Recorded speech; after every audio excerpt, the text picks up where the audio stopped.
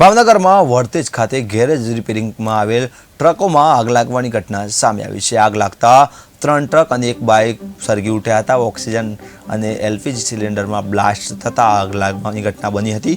ગેરેજમાં welding કામ દરમિયાન બાટલામાં blast થતા આગ લાગી હતી, જેમાં 3 ટ્રકો અને એક બાઇક સળગીને ખાખ થઈ હતી। ઘટનાની જાણ ફાયર વિભાગને થતા ફાયર વિભાગનો કાફલો ઘટના સ્થળે દોડી આવ્યો હતો અને પાણીનો છંટકાવ કરી આગ પર કાબુ મેળવ્યો હતો।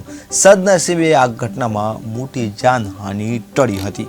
તો કહી શકાય કે આગ લાગવાની ઘટના ભાવનગરમાં બની હતી। ઓક્સિજન અને એલપીજી સિલિન્ડરમાં બ્લાસ્ટ થતા આગ લાગી હતી અને ટ્રક અને બાઇક સળગીને ખાખ થઈ ગયા હતા।